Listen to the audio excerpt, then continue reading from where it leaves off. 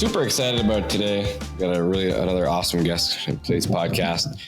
We got to know each other just a few months ago, actually, and then all of a sudden I've seen his name everywhere. Probably the same for him. Once you get to see someone, it's like, oh, there's that name again. There's that name again. Super awesome story. You guys are gonna love this one. Kid's crushing it. Call him a kid because he's younger than me, but crushing it as always. We got together on we were on like a live event together, weren't we, or something like that? Yeah. Yep. Yeah, we were on Kendall's marketing, whatever it was called. I don't know what he named it, but Kendall Hines had to put together a group of a panel, and we were talking on it, and him and I were on the panel together. Then afterwards, like, dude, I got connected to this guy. He's super awesome. But we have Travis Bottoms here today. I'm sure a lot of the pest control people that are in the industry see his name all over the place. So Travis, he owns Nice Pest Control. Again, has a super awesome story.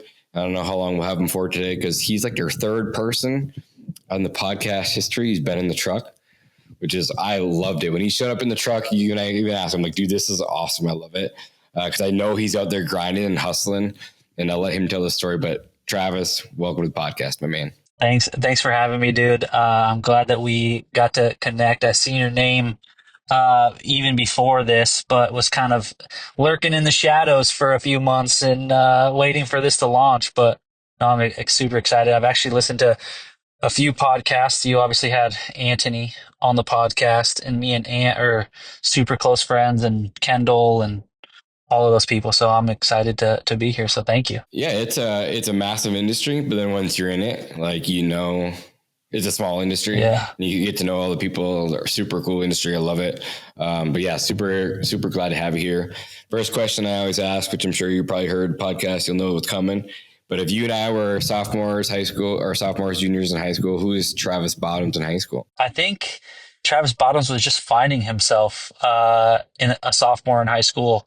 I ran track and cross country. Cool. I thought that I was going to be a police officer.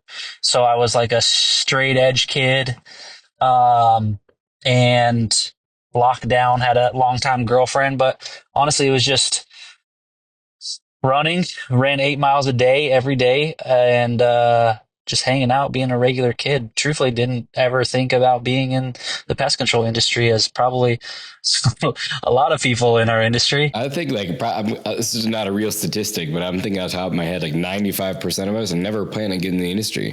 There's 5% of those weirdos who want to go do this for a living, but I was not one of them. It's either they wanted to be in pest control, or their parents or something were in it before. So it was just kind of that. But yeah, honestly, man, I was just coming into my confidence. So yeah, I was just honestly nothing crazy. Just that's kind of crazy though, if you ask me. Like, you woke up every single day and ran 8 miles. That's pretty crazy. So you were competitive. Yeah, I mean, I guess. Yeah, you were competitive. Oh, for sure. Competitive with myself. I think running, a lot of people look at that as like not a team sport, but I ran the mile, the 2 mile, ran the 400, 800. So like, with that, I still had a team behind me. So it was fun. Yeah, I love track. You always compete with yourself. Yeah, I always wish I would have ran track. They begged me to run track because I was fast, but I never ran track. But no, my daughter runs track, and it's fun to watch. I love going to the events, but it's like you wait 2 hours and you get to watch like 1 30-second race. It's pretty, 100%. But I love watching a race. It's really, really fun. So then graduate high school. Where do you go from there? Went to a little bit of college a couple years after high school. Actually had a kid pretty young, 20, right as I turned 21. I had my first kid.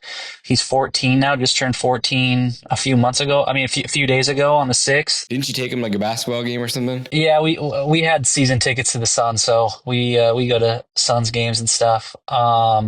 So yeah, just that. Did a little bit of college, and then went into the sheriff's office out here, worked for, I don't know if anybody knows him now, but he was famous back then for Tent City, Sheriff Joe Arpaio, and worked there for like 22 months, hated every single minute of those 22 months, and was going through a divorce, and my bug guy came to my house every single day at 7 a.m., super happy, loved life, every single service.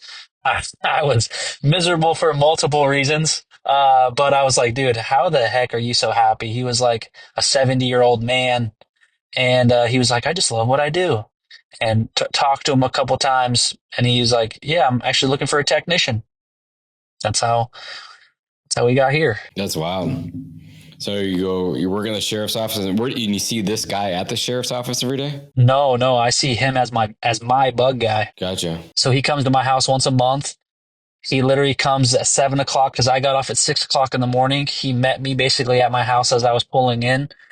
And every morning he would just be so happy. And I'm like, dude, there's no way that you're this happy at 7 o'clock in the morning. Like, leave me alone. But then it was like a realization of like, why are you so happy? How do I become so happy?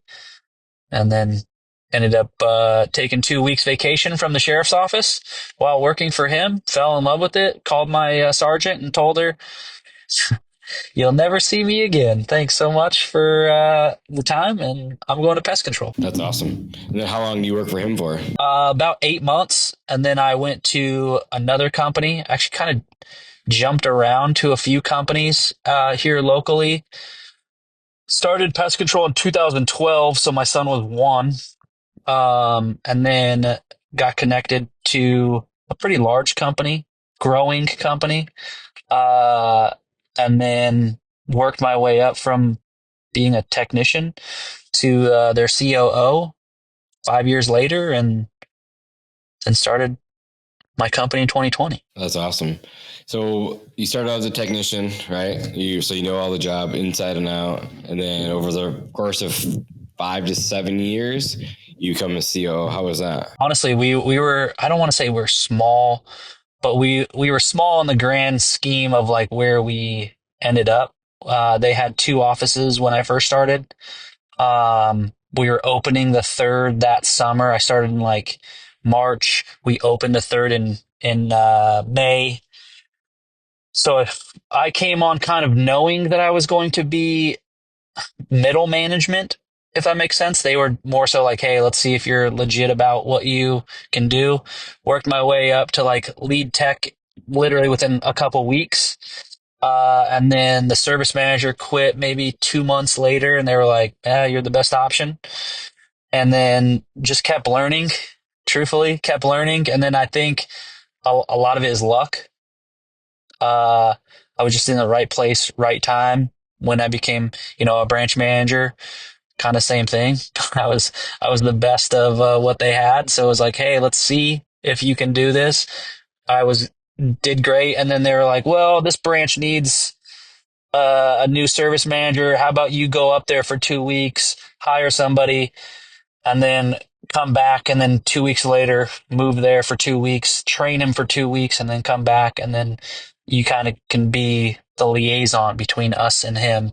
And then that kind of grew the role into a regional manager. And then he did great. So they were like, hey, let's do this in another office. So kind of just like helped them expand and keep expanding. And then the COO left the company when I was the director of operations. And then he left, and they were like, well, again, right place, right time. Yeah, for sure. Travis, you want to be the COO? And I was like, yeah, sure. And then they started to sell off a couple of their locations. They had 4 locations in California at that time, sold off 4 of them. Colorado, they sold off, and then Tucson, they sold off. So they only had 3 locations at that point. I kind of saw the writing on the wall of like, all right, well, you guys are selling off. It's probably time for me to leave. I can't be, a service manager at this point because you guys don't need somebody in this role. So left in 2020, started my own business. That's awesome. Did you always have dreams to own your business? Were you an entrepreneur at heart, or where did that come from? So kind of, yes. My ex-father-in-law owned a home service company in home security. And it was always like, hey, I want to have like a conglomerate of companies, pool company, pest control, whatever. And so his son got into the pool industry. And so that was kind of like always our thought process was like, we're going to have several family businesses that feed our family businesses. But then once that kind of ended, I just was like, cool, I run a $20 million business. I don't need to do that. I could just, work and retire and run somebody else's company. But then, and they were great. So it's nothing against them. But I mean, obviously, as you know, you can run a company, but it's way different owning a company. And there's so many small things that you don't even realize that you don't have control of when you don't own it, that it just was like, all right, there's like small things that I wish I could do here that I know that it would work outside. And we'll get into, some of those ideas that have helped me grow businesses and stuff. I'm sure, but Yeah, we've talked about them in the past, I think. yeah. So, just small things. And, so it was like, cool. I talked to my wife, at that time. I got remarried in the 5 years that I was at that company, and, was like, hey, I have two options. I can go basically run another company that does door to door, or I can start my own. And my wife was like, you're starting your own. We're not doing this. Like, you have grown several people's businesses and it's time for you to grow your own. So shout out to my wife. Are you sick of paying marketing agencies and not getting results? Well, we are hosting the #1 step-by-step class on how to attract and generate sales without paying a marketing agency or having a huge budget. Most lawn care and pest control owners get stuck at a ceiling because they're dealing with outdated systems or relying on guesswork waiting for the phones to ring. Our upcoming class this Thursday provides proven strategies to generate hundreds of leads without a huge budget. We'll show you how to build a predictable system to grow past $1 million. We show you how to automate your marketing. We'll also teach you how to delegate and build your team so you have more time. So click the link in the description below. Trust me, you're not going to want to miss this. This is the one thing that I wish I had learned a lot sooner. Now, let's get back to the show. I love that. And I assumed, and that's my next question. I was going to say, was that company you worked for mainly a door-to-door company? Yes. Yeah, they that's all they did was door to door. I mean, we grew fast, but that was part of my. I mean, I love it for the growth aspect of things. It's a love-hate relationship. Yeah, it was a ton of work. So, I just wanted to try different things. We tried it a little bit there, but they weren't completely bought in. So I was just like, I know if I do this and I fully like make this something, it could be something bigger than what it was there. So you leave the company, large company CEO. What was your role? Because a lot of people aren't here yet, but let's just talk about it for people that aren't there yet. What was your role as a COO? What did you do on a daily basis? Honestly, it was just a lot of like managerial stuff. It was, it sounds dumb, but it was kind of minutia for me, at least, right? It was just a ton of meetings, a ton of organization. You're just literally running. I kind of looked at pest control and like my growth in it to kind of just one step up, but like the same exact tasks, if that makes sense. So like as a service manager, I have technicians and I have to train them and do all of these things, right? But then when you become a branch manager, now you're doing those same meetings and things for, you're now direct managers who have technicians and whatever. And then as a regional manager, it was like, cool, now I have all of the branch managers on me doing the same exact thing. So as a COO, it was kind of the same exact thing, just on a larger scale with now the regional managers and, other department heads of like HR and sales and all of that. So truthfully, for me, it felt like just minutia. Every hour was a meeting, and how do we do this and how do we get better on this, and let's look at the books, and it just became rat race for me. For sure. And then were you tracking a lot of KPIs at that point? Like a ton. That's what our life is too. Is just meetings and tracking KPIs. Yeah. Yeah. So it's like, all right, you have those KPIs as like a branch, as a, branch manager. Even as a technician, branch managers. Yeah, exactly. So it's literally just like, when they say, I don't know if we can cuss on this podcast, yes, but of course, when shit rolls uphill, that's literally the shit that I'm talking about, is KPIs and P&L and all of those things. Because truthfully, at that level, I wanted everybody to have their own P&Ls and stuff like that as well. So yeah, absolutely, for sure. I love that. What was some of the biggest takeaways from those years working at the bigger company that you could give us? Oh man. Um, Truthfully, like seeing a business from that side makes what I'm doing seem so insignificant when we're doing like, 10,000, 15,000 accounts a summer. And people are like, how did you do 1,400 in a summer? Like, that's wild. I'm like, I feel like a failure right now. So seeing it on the grand scale of things, truthfully, was eye opening.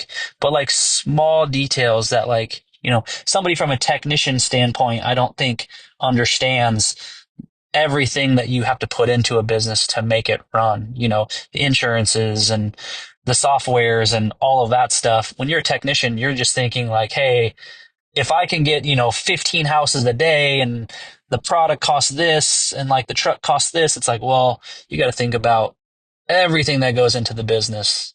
And so for me, I think that's my biggest takeaway is like knowing at that large scale what I have to do to like my company now in a small scale, and how do I like put those things in place effectively and efficiently to help me scale to that size eventually. And I think it also gave you the roadmap, right? Like, Oh, huge. Yeah. the steps that you need to take to get to where you want to get to. You know what I mean? You've already been in a big business. Not that you're doing a lot of door to door, but the business is still the same. Yeah. So like even our like my business proposal, we put business proposal, just like business plan, so that I can see kind of that same roadmap of like, all right, for this many technicians, this is how many I want, for this many service managers, for whatever. I have the whole roadmap built out for NICE to say like, okay, at this point, this is when I hire. At this point, this is when I hire for this, so on and so forth. So that, and I don't see anything wrong with it, but I don't have to go to a pest control forum and say, hey, when should I hire for a service manager or whatever. Yeah, I agree. And like I said, I've had conversations with people in the last 6 months that were just trying to figure out how to get their goal was to get 50 customers that summer. It's like, Yeah. like, there's so much work out there, so much potential. You just got to go get it, right? Yep. So you leave the company, big company, started on your own. Let's go ground roots. Like, I mean, simple things like picking your name, right? Which seems like it'd be easy, but it's one of the harder things that you do. But I know you put a lot into it. You went into a lot about your logo, how you want to design. Just chat about that for a second. Yeah. So, it's funny because I used to tell the story differently because I didn't want people to know NICE, because my other company was named something similar but different. But NICE was always like my at heart brand. So I was going to have NICE as like my parent company.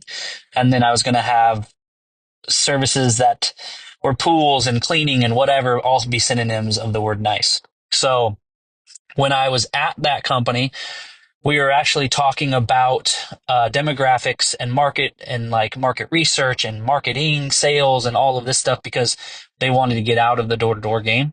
So we were talking about all of these things, and like having huge companies that do marketing and branding come in and like explain things on a completely different level was completely eye opening. So doing all of that, I started doing my own market research on our customers. 82% of our customers at that company were female. So then I start looking at like our Instagram and all of that stuff and seeing like, okay, who follows us, females age, 18 to 45. And I'm like, all right, if 75% of the people that are following us on this platform and like our, you know, customers are 82% women, these are probably the exact demographics that we're going after. So then I went through the reviews and I saw that like they were all for like synonyms of the word nice, the most commonly used words. Nice was number one. Courteous was number two. Polite was three. Friendly was four, and something else was five. And the only reason I know this off the top of my head is actually I'm building a talk about this. I'm going to speak at a conference about branding and marketing. So I was looking at the same spreadsheet that I used to get these words. So I created the name because I wanted that to basically be the initial thought, right? If that's something that demographic values, I want that to be the automatic thought when somebody sees me. So the branding, colors, everything of now this company on even a grander scale is directed completely at my demographic of females between the age of 25, 45, and what they value in a business. All of the brand voice is literally directed towards them so that if I put an ad out, or I don't know if you've seen any of my stupid videos on Instagram, but like all of that stuff is directed towards them so that they can share, like, comment, do whatever, because that's what grows my business. That's really awesome. I love that. It's smart, but you had a lot of time and thought and effort into it, right? And you were thinking about it for a long time as you're transitioning. So it's really cool to see. So let's talk about door to door for a second. I know you guys did it in the past. Your first instinct when you started the business over, were you for it, against it? Or tell me your thoughts there. I was honestly for it in the sense that I actually thought that I was going to knock doors. So I knocked doors the first month of my first company. I brought in 40 accounts that month via door to door. And then I was like, cool, I'm never going to do this ever again. I've always flirted with the thought of door to door, because again, it doesn't matter if I do 500 and it doesn't matter if I do 1,500 accounts. For me, my brain being just stuck in that like world has always been like, let's do 5, 10, 15,000. So I've flirted with it. I've talked, but like, then I think back on brand and it's like, okay, if somebody comes up and pounds on a door at 7 o'clock at night with a big freaking nice across their chest, are we really nice? Right. So I flirted with it, and I still talk to door to door guys. Door to door guys call me all the time. I've tried knocking all of your customers and nobody switches. How can I sell for you? And you're like, well, I mean, we can have a conversation, but I haven't found the perfect one yet. Yeah. And it'll go along with retention. You just brought it up too. Like, of course, your retention for your nice is going to be astronomically higher than a traditional door to door company, right? That gets sold the door. They're coming through traditional marketing, referrals. We'll get to that marketing stuff in a little bit, but your attrition is just going to be a lot lower, and your customers are, and it's a totally different customer, right? Because like, again, if they've been sold in the door before, what are the chances of someone coming up behind them where it's a cheaper price that they get sold again? Probably pretty good. So not always the greatest customer, right? But for growth wise, it's great. Huge. And that's kind of the thing that like I said, I flirt with. And there's almost like, undersell, over deliver. There's almost only so much a pest control company can do, right? So I don't care if the door guy says like, hey, we're going to just spray your foundation and your block wall. Well, like, how much more can I like do? Obviously de-web and, all of that stuff, but like, I can't just like paint a house. You know what I mean? To oversell. So I mean, they used to. yeah, right. And there might be some companies that still do. Yeah, for sure. There might be. So we'll check back in 6 months. Maybe I'll find a product that I can paint a house with, and then I'll start door to door. There you go. For real. Yeah, that's cool. So when you left, you're like, okay, I'm going to go do door to door. You put on 50 accounts, but you had other ideas in mind around the marketing, how you're going to get clients. Yeah. Yeah. Yeah, that. I knew that was always going to be my biggest thing. Truthfully, starting in 2020, I also didn't realize that COVID was going to happen. And so like our marketing strategy. Yeah, none of us did. Yeah. Our marketing strategy was like the perfect thing for that. But at the same point, it was just like, all right, I'm going to go bang a couple doors and get started. And then I have, 50 accounts to at least push me through, but did that. COVID started like we started March 3rd or 4th of 2020, and then we closed down March 15th. So still knocked. My daughter's birthday is the 16th. So I remember, Oh, really? I remember when it happened because we were going out of town to stay at a hotel for her birthday that she wanted to go to. And they called us the day before on the 15th, that same day. And like, hey, we're closing down. Sorry, you can't come here. I'm like, what the heck are you talking about? Like, yeah, no, there's this COVID thing coming along. We just can't have anyone here. Anyway, I don't want to rant about COVID. Well, yeah. I literally was knocking on doors. I get this notification, and it's like, the governor has declared a state of emergency, essential workers, whatever. So we like paused for like probably 4 or 5 days waiting for like the essential workers and all that stuff to come out. So it was like, all right, well, we haven't started the social media thing. Like, my plan was always bang out the first 50 accounts and then focus on it. But it was like, all right, cool. So that whole week that we were trying to wait and figure out, I was just hitting social media super hard. Found some local people and they started shouting us out. So rest is history. Yeah, that's cool. So we'll get to that part in a little bit, but outside of that, what was your thoughts on getting new customers for Nice? Like I know what your ultimate strategy is at the end. We talked about that in a little bit. Like, but what was your thoughts going like, okay, I'm gonna get my first 50 customers from there. That was it. Oh, truthfully, that was all I cared about, because it was like, all right, if we have 50 now, then 30 days later we have another 50. Referrals obviously are a huge thing, but I didn't think that like referrals were going to be as big as they are now. But it was always just that, like, hey, if I have 50 customers now and then 50 customers next month, then at least we have like a framework to work off of. Yeah. How was 2020 overall as a whole, first year in business? Like, walk us through. So good, honestly.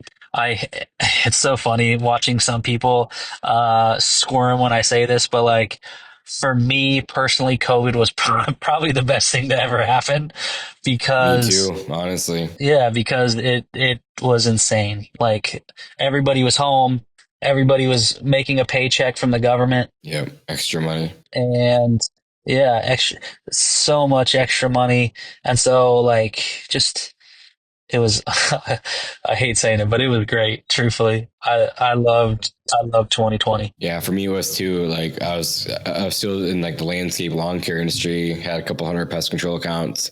We were not essential, so we got shut down. Didn't know when we were going to open back up. So we just got off. Yeah, we had just got off of a long winter, and we were plowing snow at the time. We had some contracts stuff to get us through. But now it's usually the time where we get back to work. It's springtime. We had enough cash to get us through, but like cash was depleting fast because it wasn't a crazy good year for snow. And then all of a sudden COVID hits, and then now they're saying it could be shut down for the next 3-4 months. And it's like, well, shit, what am I going to do? I can't just stand here. Like I have employees that need a job and I need to make money myself. Like, yeah. So Wisconsin was 45 minutes from me and technically deemed essential there. And I always wanted to get there. So this kind of forced me to get there. I know that you know that we knock doors, but I had never knocked a door in my life ever. And I was watching YouTube University trying to figure out how to go knock doors. And I went and knocked on my first door and sold my first one-time account, sprayed or whatever, and made $150. And I was like, dang, I could do this. And then it was just like, I think I sold like 4 or 5 accounts my first day. And then it just like the next day was the same thing. I didn't have any contracts in place. I didn't have nothing. Like I'm just selling one time, just straight cash. I needed cash. And that's how the business started. That's how our second location started. That's how Pest Control started. And now that branch is our biggest branch, 2025. So by far, so it was pretty crazy. So it was great for me too. And everyone was home. Like you said, everyone was home. Everyone seen more bugs. Everyone was just like happy to see someone to talk to that was outside of like their house. And we waited till like, I don't know, into June, July, somewhere there before we actually went out knocking doors.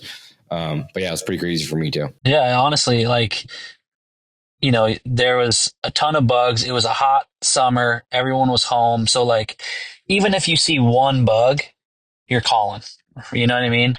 And so like, as a recurring customer, it's important to set those expectations.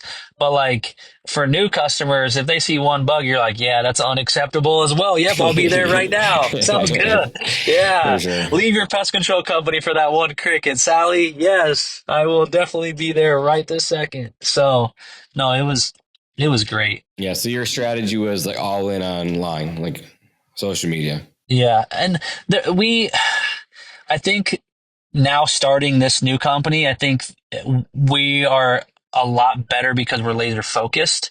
But like starting out, we dabbled in things. It was like, okay, yeah, let's try this magazine, let's try, this newspaper, let's try golf courses, let's try doing a bunch of stuff. So truthfully, we spent a ton of money in like smaller things. $500, 500 times adds up. But Was there another company before Nice? yes, Gotcha. Ooh. So you leave the big company, start over with another company, and now you have another company? yes. Gotcha. I gotcha. Yeah, so Nice was in 20 we just opened Nice in September. Gotcha. So I had a partner, didn't align, and then started Nice in September of this last year. I gotcha. So come from the big company, start a company. Grew it pretty quickly. Things don't go well. Yeah, grew fast. Things are going good. And then that's when I went before the podcast started. I'm like, hey, like the dash new is what is that? You're like, oh yeah, I just started a new profile. This is why. So now it makes more sense. Now I get it. So it wasn't the big company. It was a different company that made I gotcha. Cool. So when you started in September, and now we're in February, like you got over 500 accounts all online. All online. That's awesome. Let's talk about that. I feel like we kept the people waiting long enough. Yeah, no, for sure. Yeah, we launched September 15th or 16th, whatever that Monday was, of 2024. Kind of teased it a little bit that I was starting a new company. Nobody knew what it was. And then launched Nice. And honestly, the launch itself was way crazier than I expected. I didn't think anybody cared about their pest control guy as much as they did. But the second that I launched, we had a ton of people.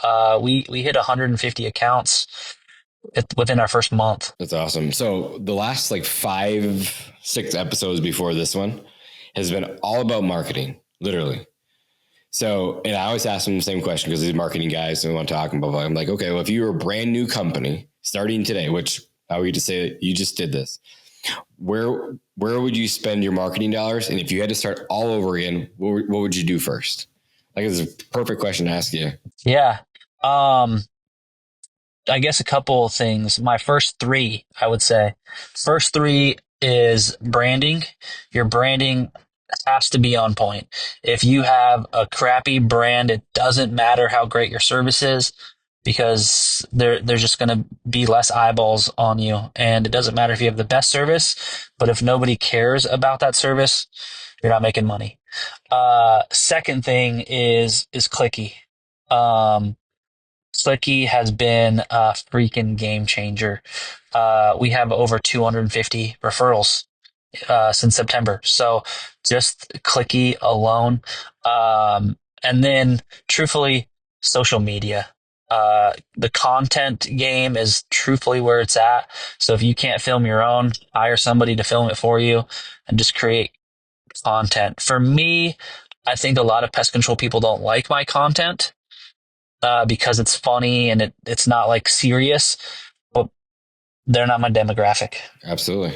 I always ask people in any industry, what if, you're looking at the right hand side of Instagram, there's a like button, a comment button, and a share button. Which one of those three are the most important to you as a business owner? And they always say like or comment. And I say, for me, it's share. Yeah. Share 100%.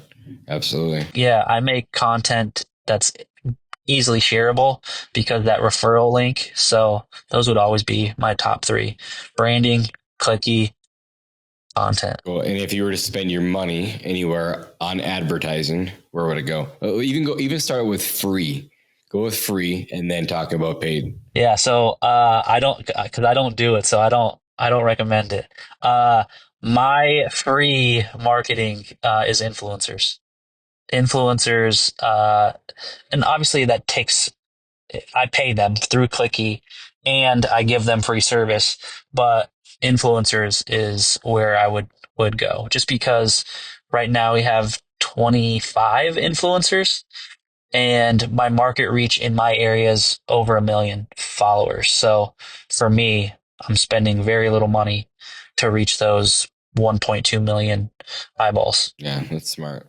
And then if you were to spend money, where would you go first? Probably retargeting Instagram, Instagram retargeting ads. just because that's, yeah, just run retargeting ads, people that have clicked. And truthfully, like we've thought about it, but I don't know, man. I got a honey hole and I'm bear over here, just loving my honey. And what are the goals for Nice over the next, let's go with a year and then give me the 5-year goal. Like, what does 2025 look like for you? And then what does 2029 look like? 2025 is 1,500 new accounts. We want 1,500 new customers. That'll put us just over 2,000 reoccurring customers. And we want to be at $1 million in recurring revenue. And we're actually launching a sister company right now. It launches March 1st. It's weed control. I know that industry pretty well. Yeah, so pre and post emergent. Mostly on like all of like the rocks, right? Rocks, yeah, rocks and grass. Nobody cares about their lawns like they do out there. You know what I mean? Arizona's different. Way different. People will have lawns full. What do they call it? Granite? Is it granite, right? Is that what they call it? Yeah, it's all granite. So, I mean, we have a little bit of clay, but nothing crazy. So that's the goal for 2025.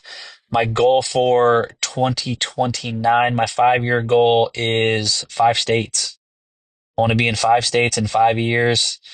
I have them picked out, and I'll just tell Texas that Texas should be worried for the next couple of years, because that's going to be my first one. I think, and I've sold in both places, and I feel like selling Arizona versus selling Texas is pretty similar, to be honest with you.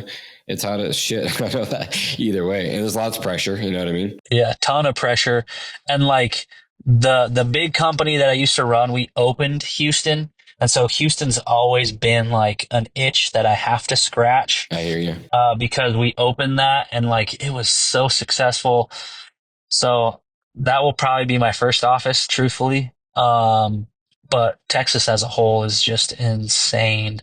It's growing fast. Ton of land out there, and bugs are wild. So for sure. Where do you live? What city do you live in? Is it Mesa? I live in Mesa. Yeah, that's what I thought. Yeah, I've sold there before too. It's fun. I loved it there. We were in the middle of winter, so winter for us was like still 70, 80 degrees there, but they knew we were from out of town because we're all wearing shorts. I get there, they're also wearing like 2 sweatshirts. Like, what is going on here? Yeah, I got my big jacket when it's funny. I see people from out of town, all of the snowbirds come here for the winter. And so it makes me laugh because they're like, that's a pretty heavy jacket. I'm like, yeah, it's 40 degrees outside. It's cold. And they're like, yeah, no, this is a nice summer day. I'm like, yeah, right. And then, did you wrap your truck right away too? Is the truck wrapped? Completely. That's why I say with branding, like website, trucks, hats, everything. Like literally, I'm branded to like the T. I know I'm in my truck and not to like, but like this is my shoe. So we are branded to the absolute T. We have stickers, we have balls, we have everything. Because for us, I'll show you. This is what we give to kids. So obviously my smiley is a logo, but we give smiley balls to kids just so that the kids love us, and if the kids love us, so does mom and dad. For sure. I love that. The smiley ball is super cool. I don't know if you've ever read the book or seen anyone talk about Unreasonable Hospitality by Will Guidara. Yeah. It's a fantastic book. Read. He's a great speaker. I've actually seen him speak twice and following that model closely. It's so smart. Like, how can you be different as a pest control operator owner? Like We all do the same service. We all use the same product. We all use the same software, but how can we be different? 100%. And truthfully, like for me, it's funny because I'm obviously branded towards moms. And what do moms have? Kids. So for us, like it's all about making the experience great for the moms and the kids. The dads, I mean, they love us too, but like even, you know, for me, growing up, my dad was a police officer, and so he always had stickers for his badge, right? Cop badge stickers was always something that every kid looked forward to. So we, sorry, I'm trying to pull the sticker off.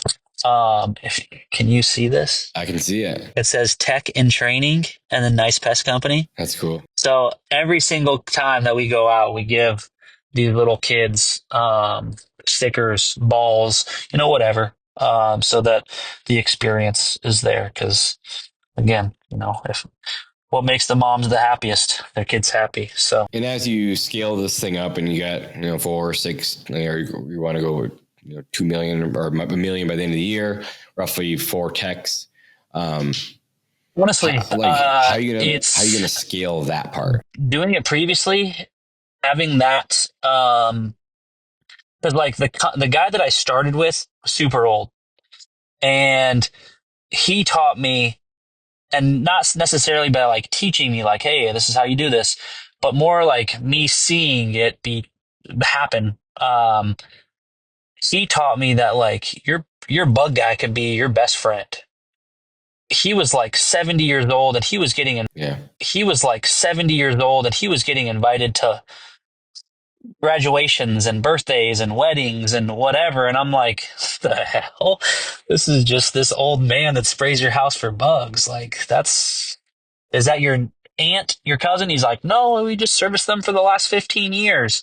So seeing that and then going to a large corporation and trying to blend those models, I learned very quickly, you don't do it based off of like, what the person looks like, their knowledge of pest control, all of those things. Pest control is an easy job. I always hire based off of like the person and the personality. Because if you can't have that personality, then it means nothing. You can be the smartest guy in the whole world, and I've hired a ton of those people. But if you can't like connect on a human level with people, I don't want you. I can teach you how to spray bugs, but I can't teach you how to be a good person. Absolutely. Love that. So that answers that question. Just because it's like, okay, like if you were to try to take that same philosophy, which sounds like you tried to, into the door-to-door company with the balls and the stickers, do you think it would have worked? It did. And that's the crazy thing, is we had not balls, but we had stickers. And like it worked. Obviously you could see even different branches and then, different managers and things like that. You can kind of see it on a larger scale where like, all right, in training, not to be like off on a tangent, but like in training, anybody that I always trained and then trained to train other people is I said, hey, there's a 10-step process. If you train this 10-step process at 8 steps because you yourself don't believe in the other 2, anybody that's trained by you is only going to do 6. I love that. And then anybody that they train is only going to do 4. Yeah, have you read the book? Yeah, by John Maxwell. Same thing, right? Yeah, so 100%. So that's exactly why, because if you're not bought in through all 10 steps, then you're not bought in at all, truthfully. So in that's kind of the progression of that, right? It's like, okay, there's huge things that we have to fix, but then like there's small ways to fix those things. And those are obviously ways that we can. So when I started there, we were at 36% attrition every single summer. They were just losing 36% of their accounts. And the owner, when I told him like, hey, I think we can get this down below 20, he was like, yeah, right. Good luck. And it's those small things that I was like, hey, technicians, let's keep a technician in one area so only that technician knows. But then we know that like if customers cancel or whatever, we can see it on a technician level. but it's 6 technicians going in, then you can't. So those small things made a huge difference in that company. Can you agree more? Are you doing quarterlies or doing monthlies, bi-monthlies out there? But bi-monthlies.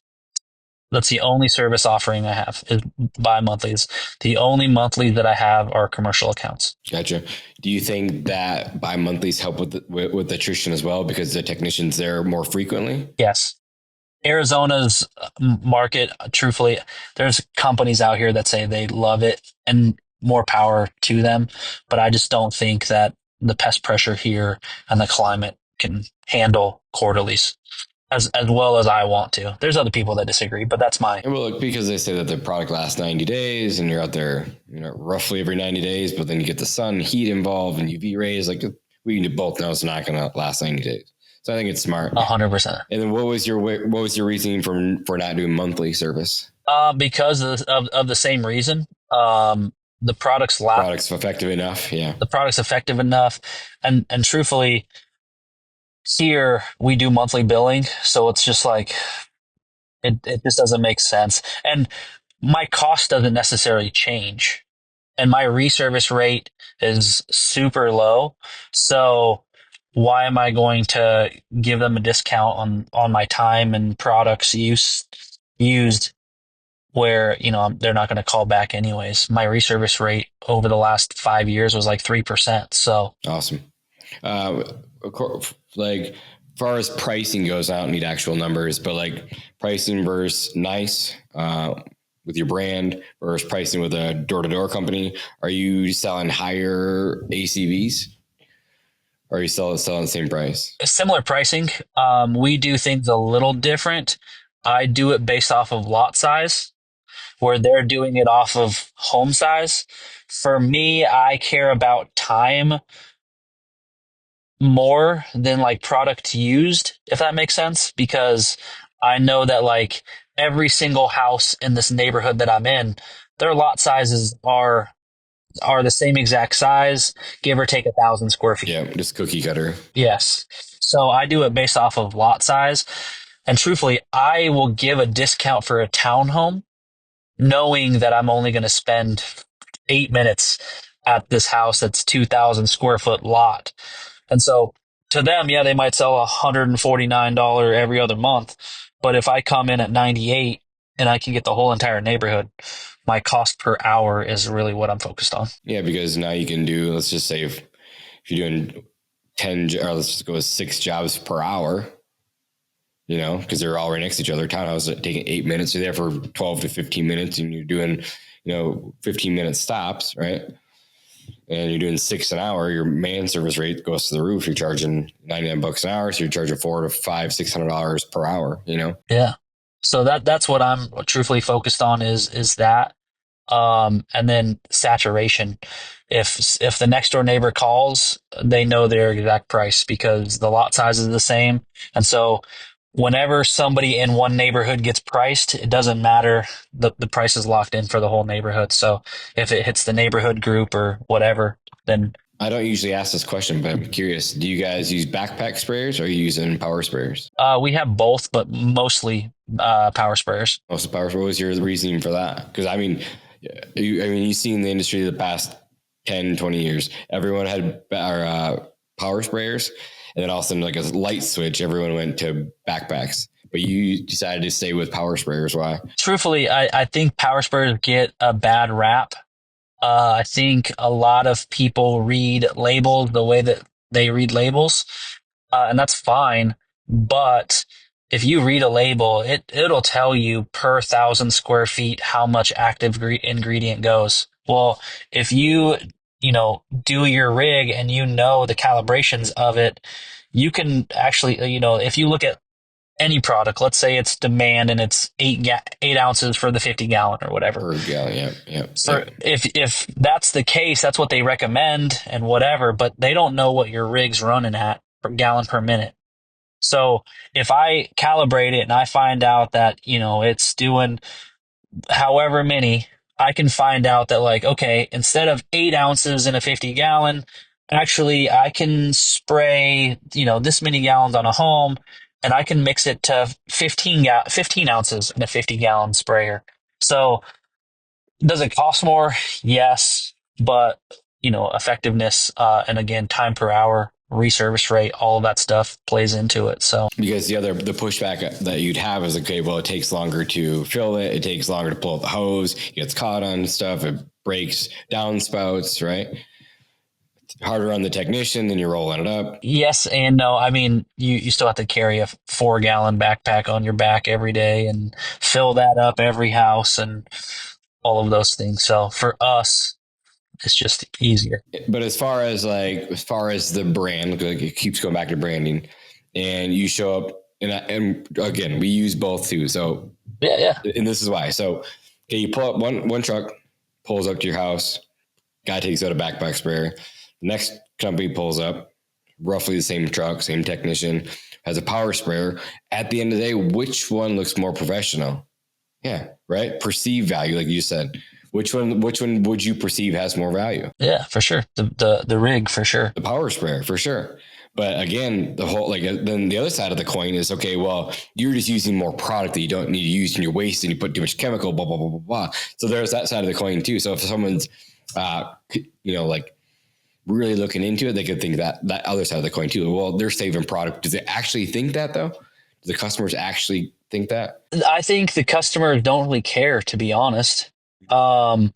If for me at least, right, working with influencers and referrals, uh, people don't like, I could literally tell people that I'm nice because I ask the bugs to go away, and they do. And because I'm referred so much by other people, they're like, cool, this person loves you and this person loves you, so it must work. Right. So I could literally tell them that, like, I have a special salt that I put on the ground. I don't think they would care. That's cool. I had reminds you of one of the first times selling the doors, and I heard every objection under the sun, and I was knocking in Florida. And then this lady said, talk about pest control. She's like, yeah, I just pray the bugs away. And I had no like rebuttal for it at all. It's like, all right, well, you have a great day. I've heard it several times since, but it's just kind of funny. Yeah. Thank you, Jesus, for another great day of no bugs. Awesome. Sounds good. I mean, I'll do the same thing right before I spray your house. I don't know. Yeah, for sure. Are you much of a reader at all? Yes and no. I'll go through ebbs and flows. In different seasons I am, and in different seasons I'm not. I feel like I get into those modes of like, all right, I need to learn, I need to like gather information and whatever. But then I also get in modes of like, all right, I'm taking too much in and like paralysis of analysis. Let me just go. So ebbs and flows. Yeah, and I agree with that, because there's so many people that we probably both know or just see that they're paralysis by analysis for sure. Like just it's the information world, so they're constantly consuming information, but then never do anything with it. And at some point, you just need to take action, right? And so I agree with that. I get asked all the time about like marketing and influencers and all this stuff, and I'm like, listen, you just got to do the work, though. Yeah, I can tell you how to do this, but like if you don't do it, yeah, you can lead a horse to water. Good luck. And they're like, well, I tried. I had 3 influencers, and you're like, well, I have 25, and I started 5 months ago, and yeah, I've had other companies that have 150. It's the same thing with knocking doors. You'll talk to people like, yeah, I'm like, just go do it, try it, and they're like, oh yeah, I did. Well, how many doors did you knock? I knocked like 3 days. Like, how many doors did you knock? Oh, like maybe like 100. Okay, you think you're going to be good at knocking doors or get any sales your first 100 doors? Are you crazy? No, 100%. And it's the same thing. Like, you're on all pest control forums too, and my guys were coming at me asking the question about this whole Google shit. Like, it's like, okay, well, you guys spent how much time trying to figure out where your effing reviews went? If you took that same amount of time worried about getting more customers, the reviews will take care of themselves. It's not focusing on the goddamn reviews. Like, sorry, people. Stay focused on the task at hand. Move forward. Well, the funny thing is, so like I posted about it, but like I use social media as like, I'll post on my social media and I'll say, man, it's been a few slow days, whatever. I'm putting that out there to my people to be like, cool. I'm going to then share his stuff, get him more. And it might be slow, right? But I'm using it as that, where like I posted like man, Google took down 11 reviews. That sucks. Time to get more reviews. LOL. And then I got 4 reviews within like the 24 hours of that being up. So I tell people all the time, like, you guys are complaining about it. Like, use that to your advantage. That they took down 11, go get 12. Yeah. When I'm saying I'm not joking, Travis, I probably had 30 text messages within 3 days about the same thing. I'm like, dude, just stop focusing on the reviews. Just go get more customers. They'll give you more reviews. There's nothing we can do about Google. No matter what you try to say in these forums, there's nothing we can do. They're going to figure it out one way or the other, but we can't help. And even if they don't, it's Google. Like, is everyone going to cancel Google? No. Yeah, I don't think so. Maybe eventually when AI takes over, those other companies come through, but not anytime soon. But the reason that I asked about the books, like I always just ask for like a couple book recommendations at the end of the podcast. Is there anything that's good? Any podcasts that you like? Right now, I'm going to give some cliche answers because I'm a crazy Christian guy. The Bible is always a good one. And then Get Shit Done, I think it's called, by Sean Whalen, is super small, super short, but it helps me. Truthfully, when I'm like not getting shit done, I'll read that and like recenter myself. And then obviously use the 4 quadrants to get my life back in order and then hit. So that's that. And then podcasts. This one's a good one. Bug Bucks Plus is good. Those guys are awesome. They are. They've been on they've been on the podcast. Like Paul and those guys, they've all been on the podcast. Are you going to their first Bug Bucks Con, whatever? I probably won't just because it's so busy. Like, and I love networking. I love meeting people. We just have a lot going on right now. And I'm not saying that I won't be there because I might, but the odds are pretty slim to none. Well, I'm speaking at the event. Well, now I have to go. So I'm speaking about branding and marketing in 2025. So if you go, you'll hear me speak for probably way too long. That's cool. Excited. So that one's good. And then truthfully, I really do like Boardroom Buzz. I think me too. Paul and Seth. They've all been on the podcast too. They're a great bunch of dudes. Like they have a bunch of knowledge over there. They're studs, you know.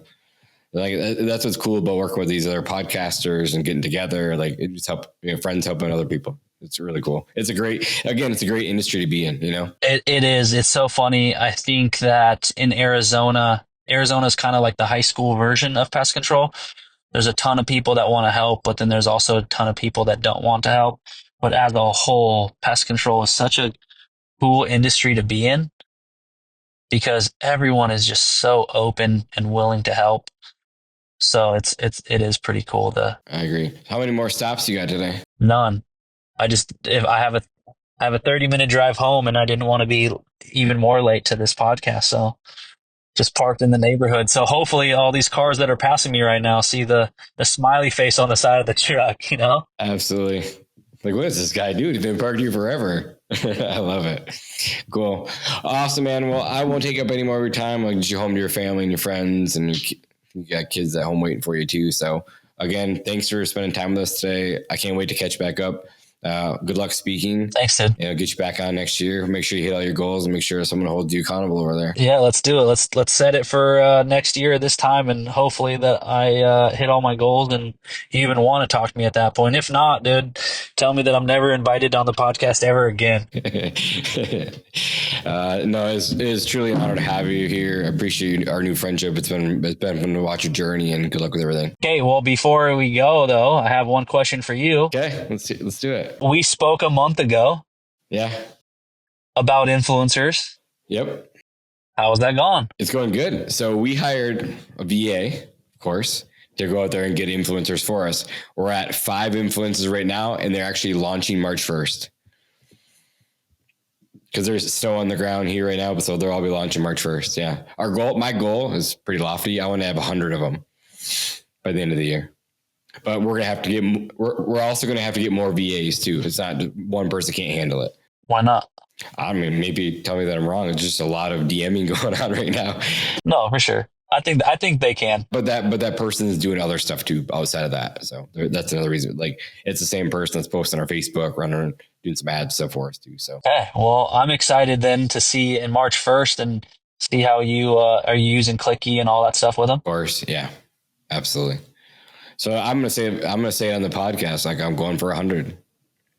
So I got all the listeners. Well, listen, holding me accountable. Next year, if you don't have 100 influencers, dude, I'm not doing the podcast. And you go get your 50. All right. You go get your 1,500 accounts and we'll call it a bet. All right. Sounds good. Race to 100 or 100, 1,500. You as well, dude. All right, buddy. Good chatting with you. Bye. All right. See you later. Hey guys, thanks for listening to another episode of Pest Control Millionaire. We don't charge any money for the show, obviously, but the podcast isn't free. You can pay for the podcast by sharing it with your friends and your family. So please like and subscribe and give us a 5-star review on your favorite podcast app. These things make a huge difference for us. If you have any specific questions you want answered about the business or your life by me or my guests, send an email to info@pestcontrolmillionaire.com. And if you want to get in touch with me about any personal business coaching, check out our website at www.pestcontrolmillionaire.com. Thanks again for listening, and I'll see you guys again on the next one.